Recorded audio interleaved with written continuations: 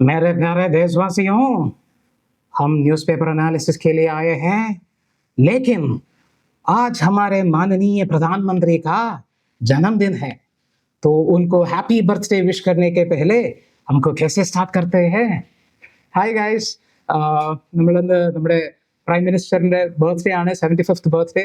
അത് ആരാഘോഷിക്കുന്നോ ഇല്ലയോ, എല്ലാ പത്രങ്ങളും ആഘോഷിക്കുന്നുണ്ട് എക്സെപ്റ്റ് ഹിന്ദു. നമ്മൾ ഇന്ത്യൻ എക്സ്പ്രസ് എടുത്ത് നോക്കുമ്പോഴത്തേക്കും 35 പേജ് ഉണ്ടായിരുന്നു ഓൺലൈൻ എഡിഷനിൽ. അതിനകത്ത് ഏകദേശം ഒരു 18 പേജിലും നമ്മുടെ മോദിജിയാണ് നിറഞ്ഞു നിൽക്കുന്നത്. പിന്നെ നമ്മൾ മാത്രം തന്നെ ഒരു കുറവ് വെക്കുന്നത്, നമുക്കും വിഷ് ചെയ്ത് കളയാൻ മോദിജി എന്ന് പറഞ്ഞിട്ട് തുടങ്ങിയത്. So welcome to newspaper analysis session powered by ഐലൻ ഐസിഗ്നേറ്റ് ഫൗണ്ടേഷൻ. മൈസെൽഫ് ആദിത്യ. ഇൻട്രൊഡ്യൂസ് ചെയ്യുന്ന വേറൊന്നും കൊണ്ടല്ല, നമ്മളൊരു പുതിയ ബാച്ച് സ്റ്റാർട്ട് ചെയ്തിട്ടുണ്ട്. അത് സ്റ്റാർട്ട് ചെയ്തതിനു ശേഷം ഞാൻ ആദ്യമായിട്ട് ക്ലാസ് ഹാൻഡിൽ ചെയ്യുന്നത്. So just familiarising yourself. So hope your classes are going good. Will meet often from now on. So ഇന്ന് നമ്മുടെ മോദിജിയുടെ ബർത്ത്ഡേ പ്രമാണിച്ച് നമ്മൾ ആദ്യം ഒരു ആർട്ടിക്കിൾ നമ്മളിന്ന് നോക്കാൻ വേണ്ടി പോകുന്നത് the achievements of this president Modi government over the last 11 years ആണ്. അത് അദ്ദേഹത്തിനെ സ്തുതിക്കാൻ വേണ്ടിയൊന്നുമല്ല നമ്മൾ ചെയ്യുന്നത്. അതിനകത്ത് നമുക്ക് റിലവൻ്റ് ആയിട്ടുള്ള കുറച്ച് പോയിന്റ്സ് ഉണ്ട്, അതിനെ പിക്കൗട്ട് ചെയ്യാനാണ്. ആൻഡ് ഇത് എഴുതിയിട്ടുള്ളത് വെങ്കയ്യ നായിഡു എന്ന് പറഞ്ഞിട്ടുള്ള നമ്മുടെ former vice president of India ആണ്. So will be discussing that very quickly. അതുകൊണ്ട് അത് ലീഡിംഗ് ആർട്ടിക്കിൾ അല്ല, പിന്നെ മോദിജി ആയതുകൊണ്ട് നമ്മൾ ആദ്യം എടുത്ത് വെച്ചെന്ന് മാത്രമേ ഉള്ളൂ. പിന്നെ നമ്മൾ നോക്കാൻ വേണ്ടി പോകുന്നത് ഡെഹ്റാഡൂണിലെ ഫ്ലാഷ് ഫ്ലഡ്സ് ആണ്. അത് നമ്മൾ കണ്ടിരുന്നു. നമ്മൾ ലാസ്റ്റ് മന്ത് നമ്മൾ ഡിസ്കസ് ചെയ്തിരുന്നു. ഉത്തരാഖണ്ഡിലെ വേറൊരു ഫ്ലാഷ് ഫ്ലഡ്സ് വരുന്ന സമയത്ത് നമ്മൾ ഡീറ്റെയിൽ ആയിട്ട് ഡിസ്കസ് ചെയ്തു. അത് ഇൻക്ലൂഡ് ചെയ്തിട്ടുണ്ട്. Will discuss that in detail. പിന്നെ ഇത് രണ്ടും ഡെഹ്റാഡൂൺ ഫ്ലാഷ് ഫ്ലഡ്സിനെ കുറിച്ചിട്ടുള്ളതാണ്, എഡിറ്റോറിയൽ ആൻഡ് എക്സ്പ്ലെയിൻ. പിന്നെ നമുക്ക് നമ്മുടെ പ്രസിഡൻഷ്യൽ റെഫറൻസ്, ഒരുപാട് നാളായിട്ട് കോടതിയിൽ കേസ് നടക്കുന്നു, അതിനെക്കുറിച്ചുള്ള എക്സ്പ്ലെയിൻഡ് ആർട്ടിക്കിളും അതിന്റെ ജഡ്ജ്മെന്റ്സ് വന്നിട്ടില്ല. അതിന്റെ ഈ പ്രതിവാദങ്ങളൊക്കെ ഓവറായി. Judgement is reserved, so it can be declared any day. Okay, അപ്പോൾ അതിനെക്കുറിച്ച് ഡിസ്കസ് ചെയ്യും. പിന്നെ കുറച്ച് പ്രിലിംസ് പെർസ്പെക്റ്റീവിൽ വരുന്ന കുറച്ച് ആർട്ടിക്കിൾസ് ആണ്. ഇന്ന് കുറച്ച് അധികം ഉള്ളതുകൊണ്ട് ഞാൻ അധികം ഇവിടെ എക്സ്പ്ലെയിൻ ചെയ്യുന്നില്ല. നമുക്ക് ആർട്ടിക്കിൾസിലേക്ക് കിടക്കാം. Okay, so first of all Indian എക്സ്പ്രസ്സിൽ ശ്രീ വെങ്കയ്യ നായിഡു എഴുതിയിട്ടുള്ള ഒരു ആർട്ടിക്കിൾ ആയിരുന്നു scripting the new India story എന്ന് പറയുന്നത്. അപ്പോൾ നമുക്കറിയാം, നമ്മൾ ഒരുപാട് കാലമായിട്ട് ഇപ്പോൾ പത്രം വായിക്കുമ്പോഴത്തേക്കും പ്രോ ഗവൺമെന്റ് അല്ല, ഒരിക്കലും അല്ല. നമ്മൾ ഒരുപാട് പ്രശ്നങ്ങൾ ഗവൺമെന്റിനുണ്ട്. അതൊക്കെ നമ്മൾ ഓരോ ഇഷ്യൂസ് വരുമ്പോഴത്തേക്കും അത് അഡ്രസ് ചെയ്ത് നമ്മൾ പറയുന്നുണ്ട്. But today we will be discussing just the major points. അതായത് ഈ 11 years Modi government whatever achievements they have done on a positive note ആയിരിക്കും നമ്മൾ ഡിസ്കസ് ചെയ്യുന്നത്. ഇറ്റ് ഡസന്റ് മീൻ ദാറ്റ് ഇതിനൊരു നെഗറ്റീവ് സൈഡ് ഇല്ല എന്നുള്ളതല്ല. ഇന്നത്തെ നമ്മുടെ ഒരു ഡിസ്കഷനിൽ ഇതൊരു കോണ്ടെക്സ്റ്റിൽ വരുന്നില്ല. അതുകൊണ്ട് നമ്മൾ ജസ്റ്റ് കേട്ടിരിക്കുക. ഇത് ഇന്ന് പിക്ക് ഔട്ട് ചെയ്യുന്ന കുറച്ച് പോയിന്റ്സ് ഉണ്ട്. ബിക്കോസ് നമുക്ക് GS2 നമുക്ക് ഗവൺമെന്റ്സിന്റെ പാർട്ടിൽ schemes for the development of various sectors പഠിക്കണം. ഇതിനകത്ത് ഒരുപാട് മെൻഷൻ ചെയ്യുന്നുണ്ട്, നമുക്കൊന്ന് കാണാം. അപ്പോൾ ആദ്യം പറയുന്നത് remarkable progress of the country എന്നുള്ള കാര്യങ്ങളൊക്കെ പറയുന്നുണ്ട്. അദ്ദേഹത്തിന്റെ vision rooted in progress and development ആണെന്നുള്ള കാര്യങ്ങളൊക്കെ ഇതിനകത്ത് പറയുന്ന പല കാര്യങ്ങളും എനിക്കും ശരിയാണ് എന്ന് തോന്നിയിട്ടുണ്ട്. നോട്ട് കംപ്ലീറ്റ്ലി അഗ്രി, ബട്ട് ശരിയാണെന്ന് തോന്നിയിട്ടുണ്ട്. അപ്പോൾ ഒരുപാട് രീതിയിൽ നമ്മുടെ ഡെവലപ്മെന്റൽ അജൻഡാസ് മുന്നോട്ട് കൊണ്ടുപോവുകയും എക്കണോമിക് റിഫോംസ് ആവട്ടെ, ടെക്നോളജിക്കൽ അഡ്വാൻസ്മെന്റ്സ് ആവട്ടെ, ഗ്രാസ് റൂട്ട് ലെവലിലുള്ള വെൽഫെയർ ഇനിഷ്യേറ്റീവ്സ് ആവട്ടെ, നമ്മുടെ ഡിപ്ലോമാറ്റിക് രീതിയിൽ അന്താരാഷ്ട്രമായിട്ടുള്ള ഇന്റർനാഷണൽ റിലേഷൻസിൽ നമ്മുടെ ഡിപ്ലോമസി ഷോ ചെയ്യുന്ന രീതി ആവട്ടെ, അതിലെല്ലാത്തിലും largely this Modi government has been quite successful in terms of various schemes and programmes and actions that they have taken. അപ്പോൾ ഈ രീതിയിലാണ് ഇതിനകത്ത് പറയുന്നത്. ഇന്ത്യ ഫസ്റ്റ് എന്നുള്ളൊരു പോളിസിയിലാണ് ഈ ഗവൺമെന്റ് വർക്ക് ചെയ്യുന്നത്. അപ്പോൾ നമ്മളതിന്റെ ഒരു ഫസ്റ്റ് എക്സാമ്പിൾ തന്നെ നമ്മുടെ operation Sindoor, the way that we retaliated upholding the sovereignty of the nation and എന്താ പറയുക, നമ്മുടെ right to strike back at terror എന്നുള്ള രീതിക്ക് ഒരു ഡിസിസീവ് ആയിട്ടുള്ള ഒരു ബോൾഡ് ആയിട്ടുള്ള ഒരു സ്റ്റാൻഡ് ആയിട്ടാണ് നമ്മളത് എടുത്തിരുന്നത്. So that is the decisive approach that this government has been following since 2014 എന്നുള്ളതാണ് നമ്മുടെ ശ്രീ വെങ്കയ്യ നായിഡു പറയുന്നത്. അത് എല്ലാ മേഖലയിലും അങ്ങനെ തന്നെയാണ്. അപ്പോൾ നമ്മൾ ഇതിനകത്ത് ഇത് ആദ്യം പറയുന്നത് തന്നെ ഒരു എക്കണോമി റിലേറ്റഡ് ആയിട്ടാണ്. നമ്മൾ അമൃത് കാൽ എന്ന് പറയുന്നത് നമ്മൾ 2047 നമ്മൾ ഡെവലപ്ഡ് നേഷൻ ആവണം എന്നുള്ളതാണ് ഈ ഗവൺമെന്റിന്റെ ഒരു വിഷൻ എന്ന് പറയുന്നത്. അപ്പൊ ഇനിയുള്ള 25 years എന്ന് പറയുന്നത് അമൃത് കാൽ എന്നുള്ളതാണ് ഗവൺമെന്റ് തന്നെ വിശേഷിപ്പിക്കുന്നത്. അപ്പൊ അതിനകത്ത് നമ്മളിപ്പോൾ 4th ലാർജസ്റ്റ് എക്കണോമിയാണ്. നമ്മൾ താമസിയാതെ തന്നെ വേൾഡ്സ് 3rd ലാർജസ്റ്റ് എക്കണോമിയിലേക്ക് നമ്മൾ മാറിക്കൊണ്ടിരിക്കുകയാണ്. ഇപ്പോഴത്തെ വേൾഡ്സ് മേജർ എക്കണോമീസിലെ ഫാസ്റ്റസ്റ്റ് ഗ്രോയിങ് ആണ് നമ്മൾ ഇന്ത്യ എന്ന് പറയുന്നത്. അപ്പോൾ അതിനകത്ത് നമ്മൾ ഒരുപാട് റിഫോംസ്, GST എന്ന് പറയുന്നത് തന്നെ ഒരു വലിയ റിഫോം ആയിരുന്നു. അത് 2017 കൊണ്ടുവന്നു.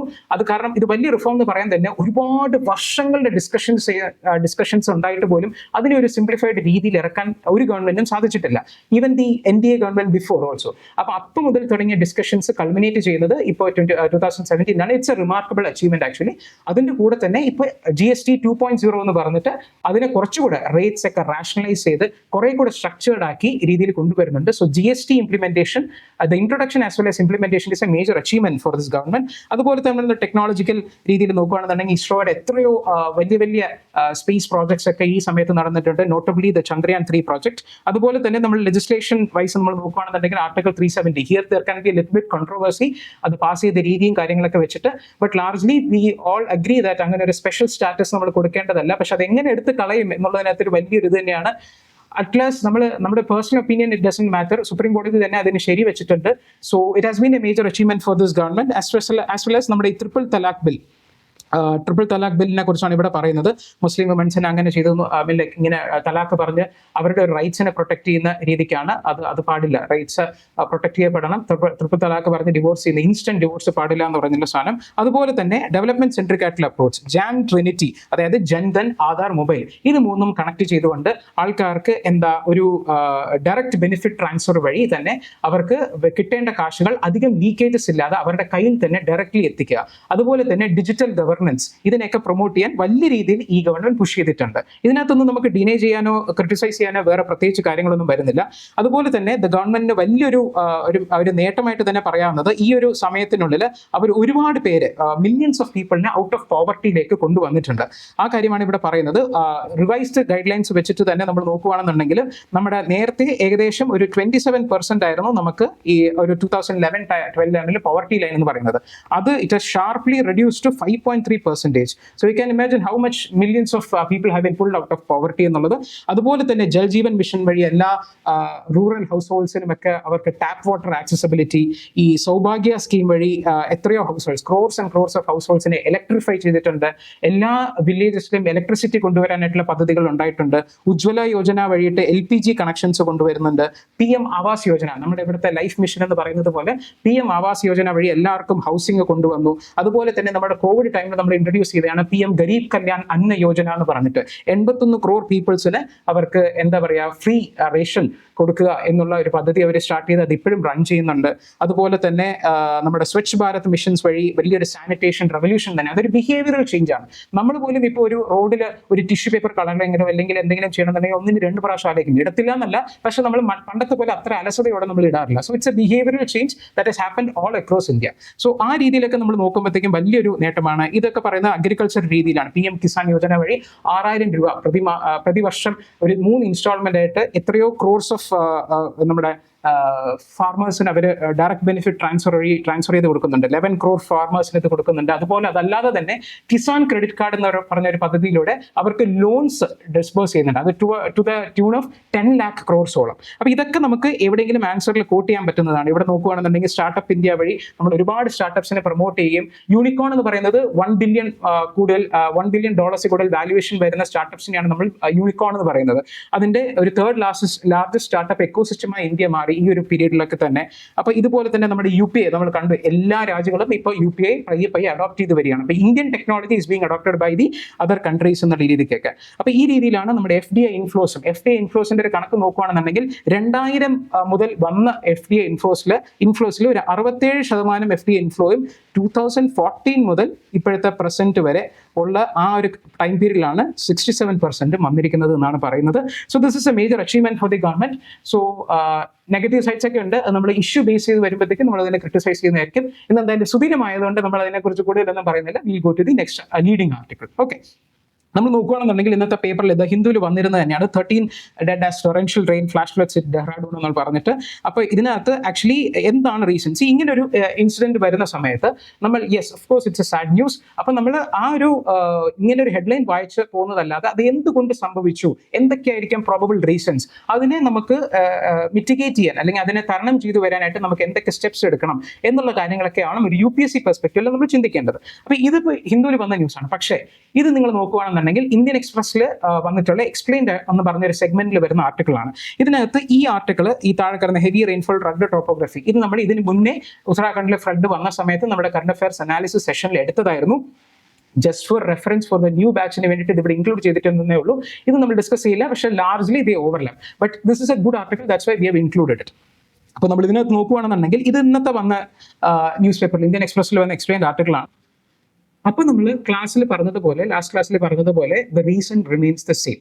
നമ്മൾ പറഞ്ഞിരുന്നു rugged topography as well as the climate change are the reasons, major reasons why this keeps on happening. അപ്പോൾ ഇത് അവിടുത്തെ ഒരു ടോപ്പോഗ്രഫിയുടെ ഒരു ഫീച്ചർ, ജോഗ്രഫിക്കൽ ഫീച്ചറാണ്. അവിടെ ഇങ്ങനത്തെ ഒരു വലിയൊരു മലമേഖല ആയിട്ടുള്ള ഒരു സ്ഥലമാണ്, അവിടെ ഒരുപാട് റിവേഴ്സ് ഫ്ലോ ചെയ്യുന്നുണ്ട്.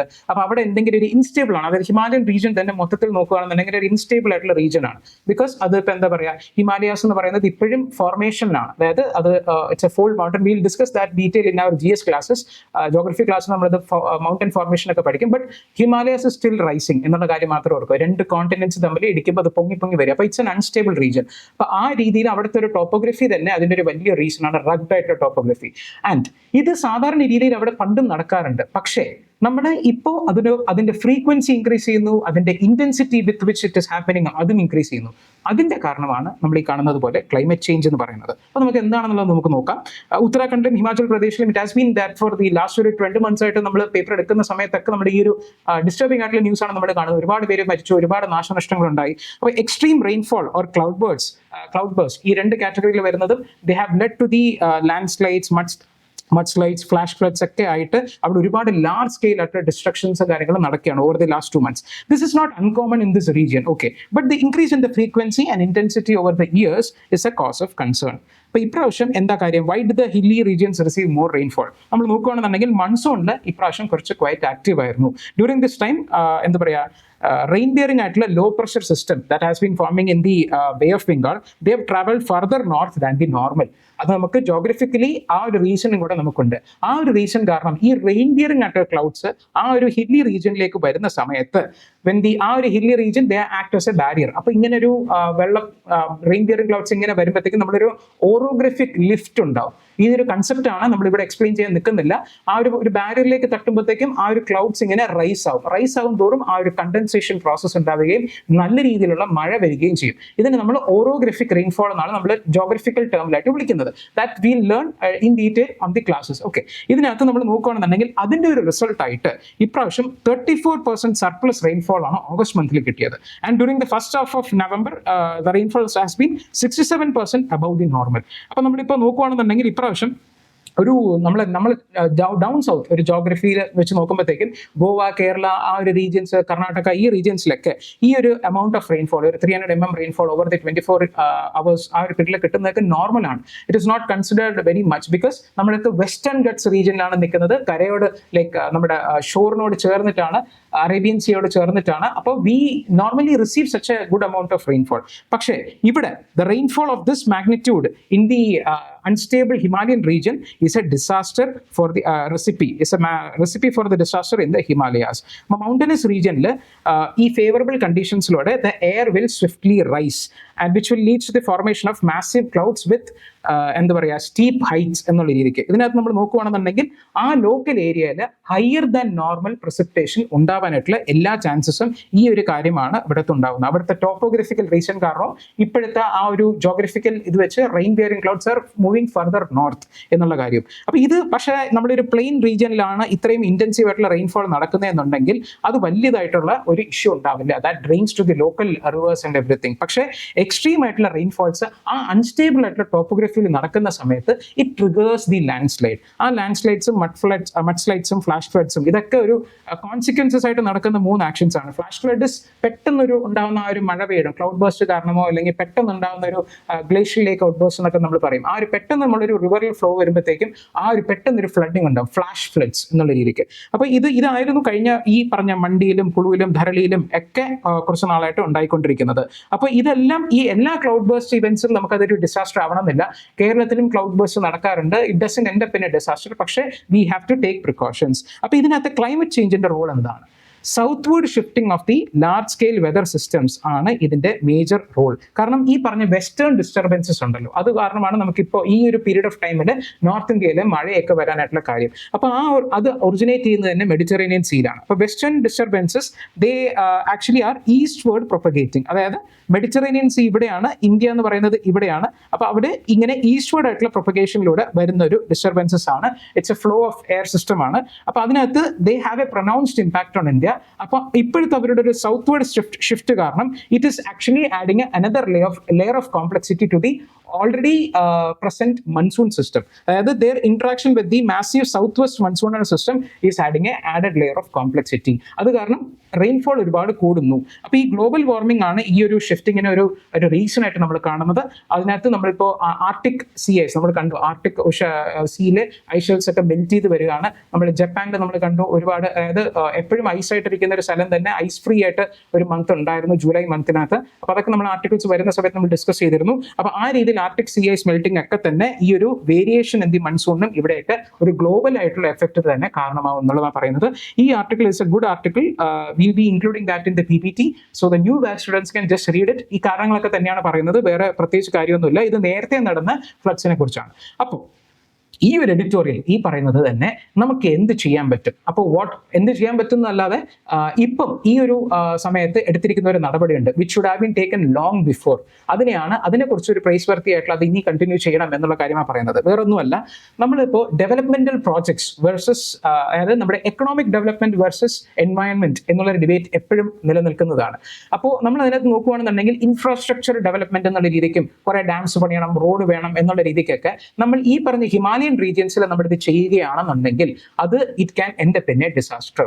സോ നമ്മൾ കെയർഫുൾ ആയിട്ടുള്ള സ്റ്റഡീസ് കണ്ടക്ട് ചെയ്തതിന് ശേഷം മാത്രമേ ഏതൊരു ഡെവലപ്മെന്റ് പ്രോജക്റ്റും ചെയ്യാവൂ. ഇപ്പൊ കേരളത്തിലും തമിഴ്നാട്ടിലും ബാക്കിയുള്ള എല്ലാ സ്റ്റേറ്റ്സിലും ഒക്കെ നമ്മൾ പെട്ടെന്നൊരു ഞങ്ങൾ റോഡ് പണിതു, അത് ചെയ്തു, ഇത് ചെയ്തു എന്നൊക്കെ പറയുന്നത് പോലെ നമ്മൾ ഹിമാലയൻ സ്റ്റേറ്റ്സിൽ അങ്ങനെ ഒരു ബ്ലണ്ടർ കമ്മിറ്റ് ചെയ്യരുത്. അപ്പൊ ഇപ്പൊ എന്താ ചെയ്തതെന്ന് വെച്ച് കഴിഞ്ഞാൽ ministry of road transport they are reviewing some of the projects that have proposed. അത് ഇനി ഈ ഒരു സമയത്ത് അത് അവിടെ ഒരു ഡെവലപ്മെന്റൽ വർക്ക് ക്യാരി ചെയ്യുന്നത് ശരിയാണോ എന്നുള്ള കാര്യമാണ്. ബിക്കോസ് ക്ലൈമറ്റ് ചേഞ്ച് ആണ് ഇതിന്റെ മേജർ ആയിട്ടുള്ള ഇറാക്റ്റിക് ആയിട്ടുള്ള ഒരു വെതറിന് കാരണം എന്ന് നമുക്ക് പറയുമ്പോഴും ഇക്കോ സെൻസിറ്റീവ് ആയിട്ടുള്ള പ്ലാനിങ് ആണ് നമുക്കിവിടെ വളരെ ഇമ്പോർട്ടൻറ്റ്. അതായത് ഇക്കോളജിക്കൽ സെൻസിറ്റീവ് പ്ലാനിങ് എന്നുള്ള രീതിക്ക്. അപ്പോൾ ഈ ഹൈ ഓൾട്ടിറ്റ്യൂഡ് റീജിയൻസിനെ ലെസ് വൾണറബിൾ ആക്കുക. കാരണം ഈ പ്രോജക്ട്സ് ഒക്കെ കൊണ്ടുവരുമ്പോഴത്തേക്ക് കൂടുതൽ വൾണറബിൾ ആവും, കൂടുതൽ ലാൻഡ് സ്ലൈഡ്സും ഒക്കെ ഇതേപോലത്തെ മിസ്ഹാപ്പ് നടക്കാനായിട്ടുള്ള റീസൺ ആയി അത് മാറും. അപ്പോൾ നമ്മൾ ഇപ്പോൾ ഒരു decision they are reviewing the safety of certain construction across this thing.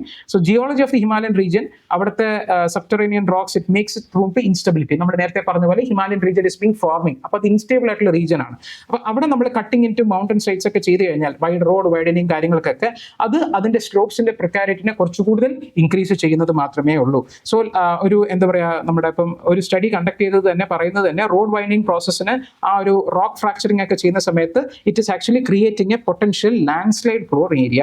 അപ്പം നമ്മുടെ സുപ്രീം കോടതി തന്നെ കോടതി തന്നെ ഒരു ഹൈ പവർ കമ്മിറ്റി പറയുന്നുണ്ടായി. അപ്പോൾ അവരും അതിനകത്ത് പറയുന്നുണ്ട് ഒരു കൺസേൺ. ചാർദം പ്രോജക്റ്റിനകത്ത് പറയുന്നത് തന്നെ widening of the Valley has created new land slide stones എന്ന് പറയുന്നത്. അപ്പോൾ നമ്മൾ ഏതൊരു കൺസ്ട്രക്ഷൻ ആക്ടിവിറ്റി ചെയ്യുമ്പോഴും 1-2 പ്രാവശ്യം ഡീറ്റെയിൽ ആയിട്ടുള്ള സയന്റിഫിക് സ്റ്റഡി കണ്ടക്ട് ചെയ്ത് അവിടെ അത് വരുന്നത് കൊണ്ട് നമ്മൾ ഇതേപോലത്തെ ലാൻഡ് സ്ലൈഡ് പ്രോൺ സോണായി മാറത്തില്ല എന്ന് ഉറപ്പ് വരുത്തിയിട്ട് വേണം ഈ ഡെവലപ്മെന്റ് പ്രോജക്ട്സ് കൊണ്ടുവരാനായിട്ട് എന്നുള്ള കാര്യമാണ് പറയുന്നത്. നമ്മൾ ലാസ്റ്റ് പറയുന്നതിനകത്തൊരു ഇഡിയോ സിൻക്രസീസ് എന്ന് പറയുന്നത് വേറെ ഒന്നുമില്ല, അവിടുത്തെ ഒരു ഡിസ്റ്റിങ്റ്റീവ് ആയിട്ടുള്ള ഒരു ഫീച്ചർ എന്ന് പറയുന്നത് ഒരു നല്ലൊരു വാക്കാണ്. നിങ്ങൾ നോട്ട് ചെയ്ത് വെക്കാം, ഇത് എവിടെയെങ്കിലൊക്കെ ഉപയോഗിക്കാം എന്നുള്ള രീതിക്ക്. അപ്പോൾ അതിനകത്ത് മീനിങ് ഇവിടെ എഴുതിയിട്ടുണ്ട്, you can see for your self.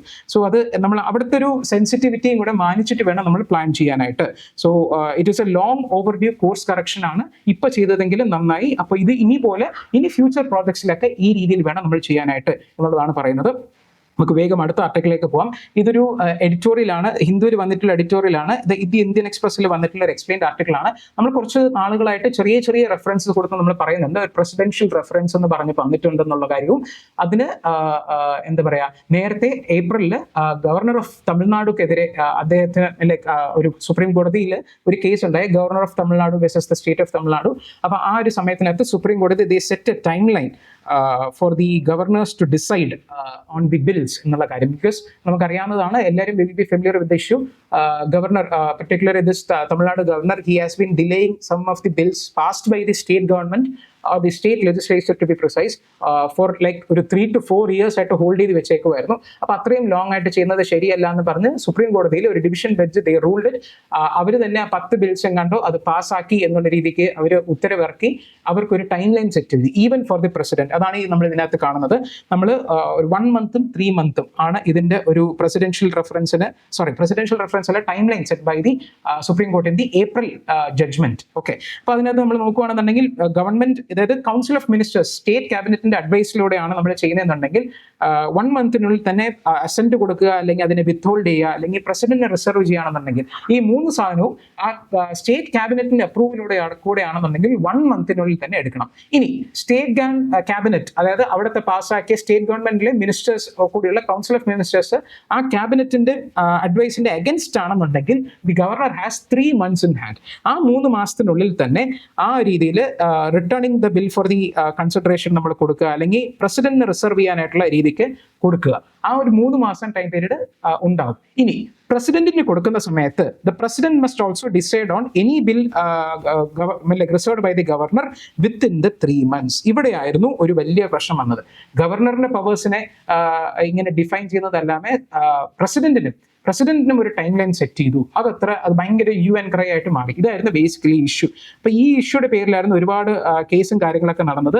ഇത് ജസ്റ്റ് ഫോർ ഒരു ഒരു റെഫറൻസിന് വേണ്ടി മാത്രമാണ് ഈ എക്സ്പ്ലെയിൻഡ് ആർട്ടിക്കിൾ ഇൻക്ലൂഡ് ചെയ്തിരിക്കുന്നത്. This actually you can read four yourself. വലിയൊരു മെനക്കേഡ് ആയിട്ടുള്ള article, but will be going through it. അപ്പൊ നമ്മൾ നോക്കുകയാണെന്നുണ്ടെങ്കിൽ advisory jurisdiction of the Supreme court article 143 പ്രകാരം advisory jurisdiction of the Supreme court ഉപയോഗിച്ചാണ് പ്രസിഡന്റ് ആസ്റ്റ് നിങ്ങൾ ഈ പറഞ്ഞ ഒരു ജഡ്ജ്മെന്റ്സിൽ പറഞ്ഞ കാര്യങ്ങളും ഒരു 14 റെഫറൻസസ് ഉണ്ട്. ഇതിലൊക്കെ നിങ്ങളുടെ ഒപ്പീനിയൻ വേണം എന്ന് പറഞ്ഞിട്ടാണ് അതിനകത്ത് ചോദിച്ചത്. അപ്പൊ ഇതിനകത്ത് ആക്ച്വലി നമ്മൾ പറയുകയാണെന്നുണ്ടെങ്കിൽ article 143 president can ask for advice. ഇതിനെ കോടതിക്ക് ഒന്നെങ്കിൽ അഡ്വൈസ് കൊടുക്കാം, അല്ലെങ്കിൽ കൊടുക്കാതിരിക്കാം. അപ്പൊ അങ്ങനെ അങ്ങനെ അഡ്വൈസ് കൊടുക്കുന്ന സമയത്ത് it is not binding on the president. President ഒരു അഡ്വൈസ് ചോദിക്കുന്നതെന്ന് മാത്രമേ ഉള്ളൂ. അത് പറയുന്നത് പോലെ കേൾക്കണമെന്ന് യാതൊരു നിർബന്ധവും ഇല്ല. ഇറ്റ് ഇസ് നോട്ട് ബൈൻഡിങ് എന്നുള്ള കാര്യം മാത്രം ഓർക്കുക. അപ്പൊ നമ്മൾ ഇതിനകത്ത് നോക്കുകയാണെന്നുണ്ടെങ്കിൽ ഒരു 10 ബിൽസിനെ റിസർവ് ചെയ്ത് അസെന്റ് കൊടുക്കാതെ വെച്ചിരുന്നത് അൺകോൺസ്റ്റിറ്റ്യൂഷണൽ ആണ് നമ്മൾ പറയുകയുണ്ടായി.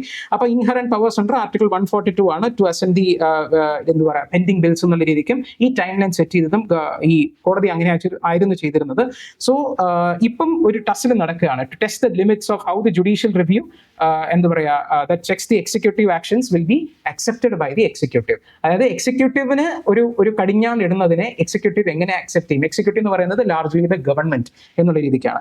അപ്പോൾ ഇതിനകത്ത് നമ്മൾ നോക്കുകയാണെന്നുണ്ടെങ്കിൽ ഒരു SC നമ്മൾ നേരത്തെ പറഞ്ഞ പോലെ SC it could have declined the option of giving the advisory jurisdiction.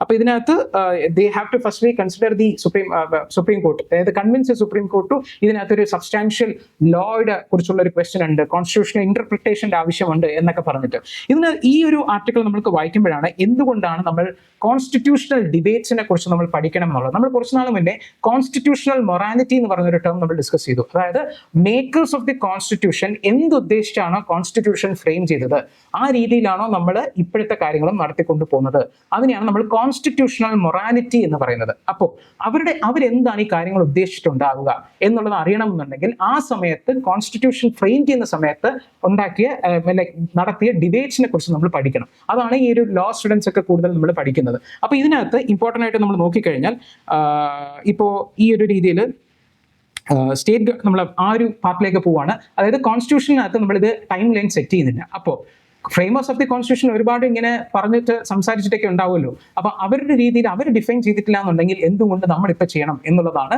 ഇപ്പോഴത്തെ ഗവൺമെന്റ് ചോദിക്കുന്നത്. പക്ഷേ ഇൻഡെഫിനറ്റ്ലി ഇങ്ങനെ സെറ്റ് ചെയ്തുകൊണ്ടിരിക്കുന്നത് അത് ശരിയല്ല എന്നുള്ള കാര്യമാണ് സ്റ്റേറ്റ്സ് അവർ പറയുന്നത്. അപ്പോൾ അതാണ് മേജർലി ഇതിനകത്ത് നമ്മൾ പറയുന്നത്. ഒരു 6 weeks ടൈം ലിമിറ്റ് കൊണ്ടുവരണമെന്ന് കോൺസ്റ്റിറ്റ്യൂഷണൽ അസംബ്ലിയിൽ ഡിബേറ്റ് നടന്നിരുന്നു. പക്ഷേ അതിനെ അവസാനം റിജക്ട് ചെയ്യുകയായിരുന്നു ചെയ്തിരുന്നത്. അതിനെ റീപ്ലേസ് ചെയ്ത് ആസ് സൂൺ ആസ് പോസിബിൾ എന്ന് മാത്രം മതി എന്നൊക്കെയായിരുന്നു നടന്നിരുന്നത്, എന്നൊക്കെയായിരുന്നു ഗവൺമെന്റ് വാദിച്ചത്. നമ്മൾ ഇതിനകത്ത് നോക്കുകയാണെന്നുണ്ടെങ്കിൽ ഗവൺമെന്റ് ഹാസ് ഓൾസോ ഒരു ഡേറ്റ ഒക്കെ ഇതിനകത്ത് പറയുന്നുണ്ട്. ഏകദേശം 17,000 ബിൽസ് വന്നതിനകത്ത് ഒരു 20 എണ്ണം മാത്രം, വെരി മൈന്യൂട്ട് പെർസെൻറ്റേജ് 20 എണ്ണം മാത്രമേ വിത്ത്ഹെൽഡ് ബൈ ദി ഗവർണേഴ്സ് ഉള്ളൂ. 90% ഓഫ് ദി ബിൽസിനും the governors have granted assent within a month. The first മന്തിൽ തന്നെ അത് ഗ്രാന്റ് അസെന്റ് ചെയ്തിട്ടുണ്ട്. സോ ഇത് ചുമ്മാ വെറുതെ ഉപയോഗിക്കുന്ന പവർ അല്ല, ആൻഡ് ഇറ്റ് ഈസ് ഇമ്പോർട്ടൻറ്റ്, ഇതിനെ എടുത്ത് കളയാൻ പാടില്ല എന്നുള്ള കാര്യങ്ങളൊക്കെ ആയിരുന്നു ആക്ച്വലി ഇതിനകത്ത് ഉപയോഗിക്കുന്ന. ഒരു എക്സാമ്പിൾ പറയുന്നുണ്ട്. 2004 പഞ്ചാബ് ലോ ഒരെണ്ണം പാസ് ചെയ്തു. അപ്പോൾ അത് അവസാനം 2014 അത് SC അത് നൾ ആൻഡ് വോയിഡ് ആയിട്ട് ഡിക്ലെയർ ചെയ്തിരുന്നു. അപ്പോൾ ഈ ഒരു ഹേസ്റ്റി ആയിട്ടുള്ള ലെജിസ്ലേഷൻസിനെ നടക്കാതിരിക്കാനായിട്ടുള്ള ഒരു മെഷർ ആയിട്ടാണ് ഇതിനെ പറയുന്നത്. സോ ആ രീതിയിൽ നമുക്ക് ജസ്റ്റ് ഇതിനൊന്ന് കണ്ടാൽ മാത്രം മതി. But there is something like called pocket veto. Pocket veto എന്ന് പറയുന്നത് ബില്ല് വന്നു, ഞാൻ അസന്റ് കൊടുക്കാതെ തന്നെ ഇങ്ങനെ വെച്ചിരിക്കുക, എന്താ നമ്മൾ പോക്കറ്റിൽ ഇങ്ങനെ ഇട്ട് വെക്കുക, പോക്കറ്റിൽ വെക്കുമ്പോഴത്തേക്കും അസെന്റ് കൊടുത്തോ ഇല്ല, എന്നാൽ അത് റിജക്ട് ചെയ്തോ ഇല്ല, ഇങ്ങനെ വെച്ചിരിക്കുക. അപ്പോൾ pocket veto that is actually excise by the president അങ്ങനെ എക്സ്പ്ലിസിറ്റ്ലി ഉണ്ട്, പക്ഷേ ഗവർണേഴ്സിന് അങ്ങനെ പറഞ്ഞിട്ടില്ല, പക്ഷേ അങ്ങനെ യൂസ് ചെയ്യുന്നു എന്നുള്ള രീതിക്കാണ് ഇപ്പോഴത്തെ ഒരു ഇതൊക്കെ വരുന്നത്. അപ്പോൾ ഇതിനകത്ത് ഈ just issue you just have to know and the importance of constitutional debates, that's all we have to know from this article. ഇതിനകത്ത് നമ്മൾ നോക്കുകയാണെന്നുണ്ടെങ്കിൽ നമ്മൾ ഈ ഒരു ഹിന്ദുവിൽ പറയുന്നത് തന്നെ this will be a boost to the case for the delay by the governor എന്നുള്ള കാര്യം നമ്മൾ നോക്കുകയാണെന്നുണ്ടെങ്കിൽ സുപ്രീം കോടതിന്റെ ജഡ്ജ്മെന്റ്സിന്റെ കാര്യം പറയുന്നുണ്ട്. ഇൻഡെഫിനിറ്റ്ലി അങ്ങനെ വിത്ത്ഹോൾഡ് ചെയ്തുകൊണ്ടിരിക്കാൻ പാടില്ല എന്ന് പറഞ്ഞത് പറയുന്നുണ്ട്. ഇതിനകത്ത് നമ്മൾ നോട്ട് ചെയ്യേണ്ടതായിട്ടുള്ള, അതായത് ജഡ്ജ്മെന്റ് വന്നിട്ടില്ല, ജഡ്ജ്മെന്റ് വരുമ്പോഴേ നമുക്ക് കുറച്ചുകൂടി ഡീറ്റെയിൽ ആയിട്ട് ഡിസ്കസ് ചെയ്യാം. പക്ഷേ ജഡ്ജ്മെന്റ് വരുന്നതിന് മുന്നേ ആ ഒരു ജഡ്ജ്മെന്റ്സ് നടന്ന ഒരു വാദപ്രതിവാദങ്ങളുണ്ടല്ലോ, അതിൽ കുറച്ച് statements it shows the how the judgments will be എന്നുള്ള കാര്യം ഒരു ഇൻഡിക്കേഷൻ ആണ്. നമ്മൾ നോക്കുകയാണെന്നുണ്ടെങ്കിൽ കോർട്ട് CJI ചോദിച്ചു whether the court should sit powerless while governors make competent state legislature defend. Legislature പാസ്സാക്കുന്ന അല്ലെങ്കിൽ the will of the people carry ചെയ്യുന്ന ആ ഒരു ലെജിസ്ലേച്ചർ പാസ്സാക്കുന്ന ഒരു ബില്ലിനെ ഇൻഡെഫിനിറ്റ്ലി ഗവർണർ ഇങ്ങനെ നിൽക്കുമ്പോഴത്തേക്കും കോടതി നോക്കിക്കൊണ്ടിരിക്കണോ പവർലെസ് ആയിട്ട് എന്നുള്ളൊരു ചോദ്യം. മാത്രമല്ല they cannot paralyse the democratic governance through inaction മൂലം ഒരു ഡെമോക്രാറ്റിക്കലി തെരഞ്ഞെടുക്കപ്പെട്ട ഒരു ഗവൺമെന്റിന്റെ ഒരു ഗവർണൻസിനെ തടയാൻ പറ്റില്ല എന്നുള്ള കാര്യം. അപ്പൊ കോൺസ്റ്റിറ്റ്യൂഷൻ സ്പെസിഫിക് ആയിട്ടുള്ള ടൈം ലൈനിൽ സൈലന്റ് ആണെന്നുണ്ടെങ്കിലും it does not grant the unlimited discretion to the governor. So the governors cannot sit over the wisdom of the legislature indefinitely. And ആ ഒരു ഇത് എന്താ പറയുക, ആ ഒരു റിമാർക്ക് വാസ് സസിങ്ക്ട് എന്ന് പറയുന്നത് തന്നെ ബ്രീഫ് ആൻഡ് ക്ലിയർലി എക്സ്പ്രസ് എന്നുള്ളത്. സസിങ്ക്ട് എന്ന് പറഞ്ഞ വാക്കൊക്കെ നമുക്ക് എവിടെയെങ്കിലും നമ്മൾ സംസാരിക്കുമ്പോഴോ ഒരു പീസ് ഓഫ് എസ്സേ ഒക്കെ എഴുതുന്ന സമയത്തൊക്കെ ഉപയോഗിക്കുകയാണെന്നുണ്ടെങ്കിൽ ആ ഒരു നമ്മുടെ ലെവൽ ഓഫ് റൈറ്റിംഗ് തന്നെ വേറൊരു ലെവലിലേക്ക് പോകും. അതുകൊണ്ട് ഇങ്ങനെ കുറച്ച് മീനിങ്സ് ഒക്കെ ഇങ്ങനെ നോട്ട് ചെയ്ത് വെച്ചിട്ടുണ്ട്. You also should note and make use of those notes. Okay, ഇത് നമ്മൾ നോക്കുകയാണെന്നുണ്ടെങ്കിൽ ഒപ്പോസിഷൻ റൂൾഡ് ആയിട്ടുള്ള സ്റ്റേറ്റ്സിൽ മാത്രമാണ് ഈ ബില്ലൊക്കെ പിടിച്ചു വെക്കുന്ന കാര്യങ്ങളൊക്കെ വന്നിട്ടുള്ളത്. It has prolong the delays. അപ്പോൾ ഈ കോൺസ്റ്റിറ്റ്യൂഷണൽ ഫ്രെയിംവർക്കിന്റെ അല്ല ആപ്ലിക്കേഷൻ ആണ് സെലക്റ്റീവ് ആവുന്നത്. അതായത് ഇതിനകത്ത് പറയുന്നത് പറഞ്ഞാൽ ഒപ്പോസിഷൻ റൂൾഡ് സ്റ്റേറ്റ്സിൽ മാത്രമേ ഉള്ളൂ ഇങ്ങനെ വിത്ത്ഹോൾഡ് ചെയ്ത് വെക്കുന്നത്. NDA സർക്കാരുള്ള സ്ഥലത്തൊന്നും ഈ ഒരു പ്രശ്നങ്ങളൊന്നും ഇല്ലല്ലോ. അപ്പോൾ കോൺസ്റ്റിറ്റ്യൂഷണൽ ആംബിഗ്വിറ്റി മാത്രമല്ല, എവിടെ അത് ഉപയോഗിക്കണം എന്നുള്ളത് തന്നെ സെലക്റ്റീവ് ആയിട്ടുള്ള അപ്രോച്ച് കാരണമാണ് ഇതിൻ്റെ പ്രശ്നം വരുന്നത് എന്നുള്ള കാര്യം പറയുന്നുണ്ട്. അപ്പോൾ ഇതിന് മുന്നേ ഗവർണേഴ്സിന്റെ പവേഴ്സ് അണ്ടർ ആർട്ടിക്കിൾ 356 ആ ഒരു പ്രസിഡന്റ് റൂളിന്റെ കാര്യങ്ങളൊക്കെ റിവ്യൂ ചെയ്യപ്പെട്ടിട്ടുണ്ട്. SR ബൊമ്മായി കേസിനെയാണ് നമ്മൾ ഇതിനകത്ത് പറയുന്നത്. അപ്പോൾ അതൊക്കെ ചെയ്തിരിക്കുന്ന സമയത്ത് നമുക്ക് ഇതിലും നമുക്ക് ചെയ്യാവുന്നതാണ്. So there should be A balance between federal corporation and state autonomy. അപ്പോൾ ഇതിനകത്ത് അഡ്വൈസറി ജൂറി, ഇതിനകത്ത് ഒരു ചെറിയൊരു കൺസേൺ തന്നെ ഇത് എന്തുകൊണ്ട് ഇങ്ങനെ രീതിയിൽ പോയി, അതായത് why the government central government adopted this method. Because നമ്മൾ നേരത്തെ പറഞ്ഞ പോലെ ആർട്ടിക്കിൾ 143 പ്രകാരം അഡ്വൈസറി ജൂറിസ്ഡിക്ഷൻ ആണ്, ഇറ്റ് ഇസ് നോട്ട് ബൈൻഡിങ്. അപ്പോൾ ഒരു ബൈൻഡിങ് ആയിട്ടുള്ള സുപ്രീം കോടതി വെർഡിക്റ്റ് ആയിരുന്നു ഏപ്രിൽ ജഡ്ജ്മെന്റിൽ വന്നത്, ഒരു 2 ജഡ്ജ് ബെഞ്ച്, അതായത് ഡിവിഷൻ ബെഞ്ച് എന്ന് പറയും, അത് കൊടുത്തത്. അപ്പോൾ ആ ബൈൻഡിങ് ആയിട്ടുള്ള ജഡ്ജ്മെന്റിനെ എങ്ങനെയാണ് ഒരു അഡ്വൈസറി ജൂറിസ്ഡിക്ഷൻ ഓവർ റീഡ് ചെയ്യാൻ പോകുന്നത് എന്നുള്ള രസകരമായിട്ടുള്ള ഒരു ഇതാണ് ഇത് ഇവിടുത്തെ എഡിറ്റോറിയൽ ചോദിക്കുന്നത്. It does not override the binding judgment. അപ്പോൾ ഇതിനകത്ത് ഒരു ക്യൂറേറ്റീവ് പെറ്റീഷനോ റിവ്യൂ പെറ്റീഷനോ ആയിരുന്നു കൊടുക്കേണ്ടിയിരുന്നത്. അപ്പോൾ ഇനി എന്ത് ജഡ്ജ്മെന്റ് വന്നു കഴിഞ്ഞാലും ഇനി ഇതിന്റെ പുറകെ പോവാതെ ആ ടൈം ലൈനിനെ അംഗീകരിച്ച് കൃത്യമായിട്ടുള്ള രീതിയിൽ പോവുക എന്നുള്ളൊരു ഒപ്പീനിയനും കൂടെയാണ് എഡിറ്റോറിയൽ പറയുന്നത്. So hope you understand the whole issue. ഇനി നമുക്ക് കുറച്ച് ചെറിയ ആർട്ടിക്കിൾസ് നമുക്ക് നോക്കാനുണ്ട്. അതിനെക്കുറിച്ച് നമുക്ക് വേഗം നമുക്ക് നോക്കാം.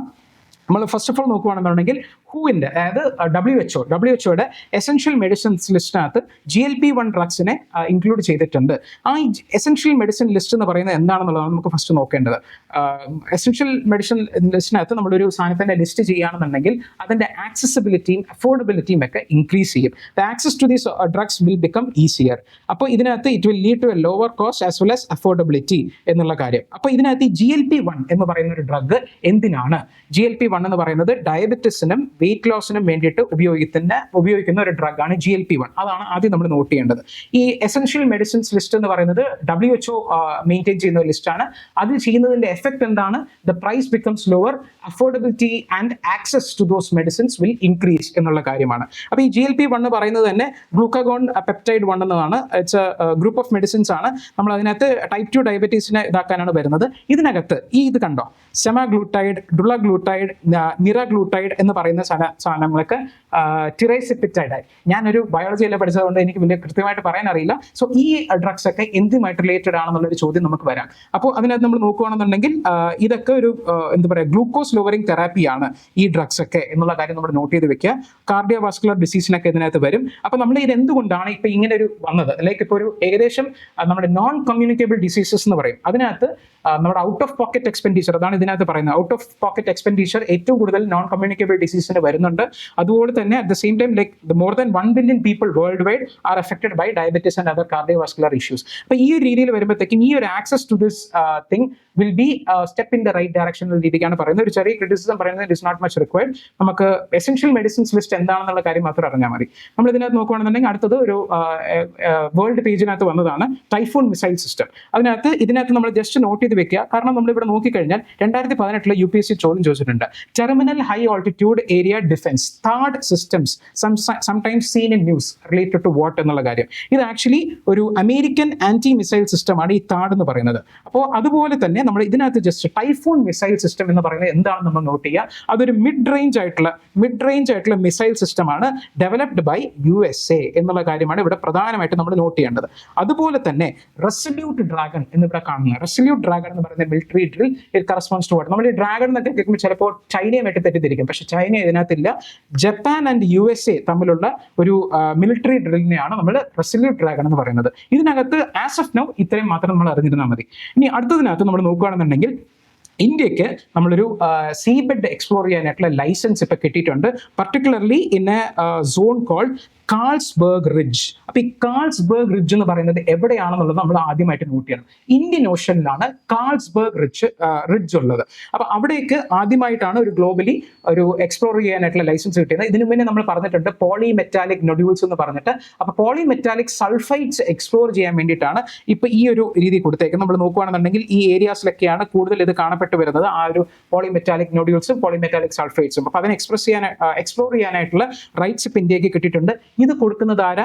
ഇന്റർനാഷണൽ സീബെഡ് അതോറിറ്റി, ISA എന്ന് പറഞ്ഞിട്ടുള്ള. അത് ജമൈക്കയിലാണ് അതിന്റെ ഒരു ഹെഡ് ക്വാർട്ടേഴ്സ് സ്ഥിതി ചെയ്യുന്നത്. നമ്മൾ ഇതിനകത്ത് കണ്ടതുപോലെ കാൾസ്ബർഗ് റിഡ്ജ്. ഈ പോളിമെറ്റാലിക് നൊഡ്യൂൾസ് എന്ന് പറയുന്നത് വേറെ ഒന്നുമില്ല, ഒരു ഹൈ കോൺസെൻട്രേഷൻ ഓഫ് ഈ പറഞ്ഞ ഈ മേളിൽ കാണിച്ചിട്ടുള്ള മിനറൽസ്, അതായത് നിക്കൽ, കൊബാൾട്ട്, കോപ്പർ, മാംഗനീസ് പോലുള്ള മിനറൽസ് ഒക്കെ അണ്ടർഗ്രൗണ്ട്, അതായത് ഭയങ്കര ഡീപ് സീലാണ് ഇതുള്ളത്. അപ്പൊ അതിനെ എക്സ്പ്ലോർ ചെയ്തെടുക്കാം. നമ്മൾ മത്സ്യ 6000 എന്ന് പറഞ്ഞിട്ട് ഒരു ആർട്ടിക്കിൾ നമ്മൾ എക്സ്പ്ലെയിൻ ചെയ്തു. ആ സമയത്ത് പോളിമെറ്റാലിക് നൊഡ്യൂൾസ് നമ്മൾ പറഞ്ഞിട്ടുണ്ട്. അപ്പോൾ അതിനകത്ത് അത് പറയുന്ന പോലെ ഇതിനകത്ത് ജസ്റ്റ് ഇത് മാത്രം ഈ ഏരിയാസ് മാത്രം നോട്ട് ചെയ്യുക. കാൾസ്ബർഗ് റിഡ്ജ് എന്ന് പറയുന്നത് ഇന്ത്യൻ ഓഷനിലാണെന്നുള്ളതും നമ്മൾ രണ്ടെണ്ണത്തിന് ചോദിച്ചിരുന്നു. കാൾസ്ബർഗ് റിഡ്ജും ഇത് രണ്ടാമത്തത്. അഫൻസൈസ് നിക്കറ്റിൻ സീമൗണ്ട്, ANS സീമൗണ്ട് എന്ന് പറഞ്ഞിട്ട് ഈ ഏരിയയിൽ നമ്മൾ ചോദിച്ചിരുന്നു. ഇതും ഇന്ത്യൻ ഓഷനിലാണ്, പക്ഷേ ഇത് സെൻട്രൽ ഇന്ത്യൻ ഓഷനിലാണ് വരുന്നത്. It is claimed by actually Sri Lanka, but it doesn't matter. നമ്മൾ ഇവൻച്വലി അതും കിട്ടും തന്നെയാണ് വിചാരിക്കുന്നത്. നമ്മൾ ഇനി അടുത്തൊരു ആർട്ടിക്കിലേക്ക് പോകണം. Very small 2 articles. ഇത് നമ്മൾ ഓൾറെഡി ഡിസ്കസ് ചെയ്തിട്ടുണ്ട് ഒരിക്കൽ. സാർനാഥ് എന്ന് പറയുന്നതിന് നമ്മൾ യുനെസ്കോ ഈ വേൾഡ് ഹെറിറ്റേജ് സൈറ്റിലേക്ക് നമ്മൾ നോമിനേറ്റ് ചെയ്തിട്ടുണ്ട്. ഒരുപാട് വർഷത്തെ കാത്തിരിപ്പിന് ശേഷമാണ് അതിപ്പോൾ വന്നേക്കുന്നത്. Earlier this year United Nations officially അവർ ചെയ്തു. ഇത് വേറെ റിലേറ്റഡ് ന്യൂസ് ആണ്, പക്ഷേ ഇത് നമ്മൾ അറിഞ്ഞിരിക്കണം. Sarnath is not a UNESCO world heritage site as of now. അതിനെ നമ്മൾ നോമിനേറ്റ് ചെയ്തിരിക്കുകയാണ്. ഇനി ഒരു സൈക്കിൾ ഓഫ് പ്രോസസ് ഉണ്ട്, verification by the world heritage കമ്മിറ്റിയൊക്കെ. അത് കഴിഞ്ഞ് we might see this place in the world heritage site soon എന്നുള്ള കാര്യം. ഇതിനകത്ത് പിന്നെ വേറൊരു ചെറിയ സാധനമാണ്, നമ്മൾ Raj Gond tribe is belonging to which state എന്നുള്ള കാര്യം. ഇത് ഹിന്ദുവിൽ വന്നൊരു പടമാണ്. അതിൽ നിന്ന് നമുക്ക് എടുക്കാൻ പറ്റുന്നതാണ്. രാജ് ഗോണ്ട് ട്രൈബ് എന്ന് പറയുന്നത് തെലങ്കാന സ്റ്റേറ്റിലാണുള്ളത് എന്നുള്ളത്. ഇതിനകത്ത് മെൻഷൻ ചെയ്തിരിക്കുന്ന കണ്ടോ, ആദിലാബാദ് ഡിസ്ട്രിക്റ്റിനെ കുറിച്ച് നമ്മളൊരാളെ കുറിച്ച് നമ്മൾ പറഞ്ഞിട്ടുണ്ടായിരുന്നു. ഒരു കളക്ടറിനെ കുറിച്ച്, ഒരു ഗോണ്ടി ലാംഗ്വേജ് പഠിച്ചിട്ട് അവരുടെ ഭാഷയെ പഠിച്ചിട്ട് അവർക്ക് വേണ്ടിയിട്ട് ചെയ്ത ഒരു കളക്ടറിനെ കുറിച്ച് നമ്മൾ പറഞ്ഞിരുന്നു. നമ്മുടെ ക്ലാസ്സിൽ തന്നെയായിരുന്നു നമ്മൾ പറഞ്ഞത്. ആരാണെന്നുള്ളത് കമന്റ് ബോക്സിൽ ടൈപ്പ് ചെയ്യാം. ഓക്കെ, അപ്പോൾ നമുക്ക് ഇന്ന് ഇത്ര മാത്രമേ ഡിസ്കസ് ചെയ്യാനായിട്ടുള്ളത്. നമുക്ക് ജസ്റ്റ് ഒരു ക്വിക്ക് ആയിട്ട് റീക്യാപ്പ് ചെയ്യാം നമ്മൾ ഇന്ന് എന്തൊക്കെയാണ് പഠിച്ചതെന്നുള്ള സാധനത്തിന്. അപ്പോൾ ഫസ്റ്റ് ഓഫ് ഓൾ നമ്മൾ കുറേ സ്കീംസിന്റെ കാര്യം പറഞ്ഞു. അപ്പോൾ നമ്മുടെ മോദിജിയുടെ പ്രധാനമന്ത്രിയുടെ പിറന്നാളിന് ആഘോഷിച്ച് നമുക്ക് ഒരു ആർട്ടിക്കിൾ വന്ന സാധനത്തിന് നമ്മൾ ജസ്റ്റ് ഒന്ന് ഡിസ്കസ് ചെയ്തു. അതിൽ നിന്ന് മേജർ ആയിട്ടുള്ള points you should also note, അത് ആൻസേഴ്സിൽ ഇൻക്ലൂഡ് ചെയ്യുക. പിന്നെ നമുക്ക് ഡെഹ്റാഡൂൺ ഫ്ലഡ്സിനെ കുറിച്ച് നമ്മൾ പറഞ്ഞു. അതിന്റെ റീസൺ ആയിരുന്നു നമ്മൾ കൂടുതൽ കണ്ടിരുന്നത്. അപ്പോൾ അതിനകത്ത് ആ എക്സ്പ്ലെയിനിൽ കൊടുത്തിരിക്കുന്ന മറ്റു ആർട്ടിക്കിളും ജസ്റ്റ് ഒന്ന് വായിച്ചു നോക്കുക. ഫ്ലാഷ് ഫ്ലഡ്സ് ആയിരുന്നു നടന്നത് അവിടെ. പിന്നെ നമ്മൾ പ്രസിഡൻഷ്യൽ റെഫറൻസിനെ കുറിച്ച് നമ്മൾ പറഞ്ഞു. ഇതിൻ്റെ ജഡ്ജ്മെൻറ്റ് വന്നിട്ടില്ല. ഇനി വരുന്ന സമയത്തായിരിക്കും നമുക്ക് അതിനെക്കുറിച്ച് കൂടുതൽ ഡീറ്റെയിൽ എന്താ തീരുമാനം എടുക്കുന്നതെന്ന് വരുന്നത്. പിന്നെ നമ്മൾ WHO എസെൻഷ്യൽ മെഡിസിൻസ് ലിസ്റ്റിനെ കുറിച്ച് നമ്മൾ പറഞ്ഞു. It becomes the cheaper as well as affordable and accessible എന്നുള്ള കാര്യം. പിന്നെ നമ്മൾ ടൈഫൂൺ മിസൈൽ സിസ്റ്റത്തിനെ കുറിച്ച് പറഞ്ഞു. അത് USA മെയ്ഡ് ആണ് എന്നുള്ള കാര്യം മാത്രം ജസ്റ്റ് ഓർത്തിരിക്കുക. പിന്നെ നമ്മൾ ഇന്റർനാഷണൽ സീബെഡ് അതോറിറ്റിനെ കുറിച്ച് നമ്മൾ പറഞ്ഞിരുന്നു ജസ്റ്റ്. പിന്നെ നമ്മൾ സാർനാഥിനെ കുറിച്ച് പറഞ്ഞു. സാർനാഥ് ആക്ച്വലി യുനെസ്കോയുടെ നോമിനേഷനിലാണ്. അപ്പോൾ ഇത്രയുമായിരുന്നു നമ്മൾ ഇന്ന് മേജർലി ഡിസ്കസ് ചെയ്ത ആർട്ടിക്കിൾ. വീഡിയോ കുറച്ച് ലെങ്തി ആയിട്ടുണ്ട്, but will ensure to stop within 30 minutes. So hope you understood all the articles. So until we meet again, goodbye.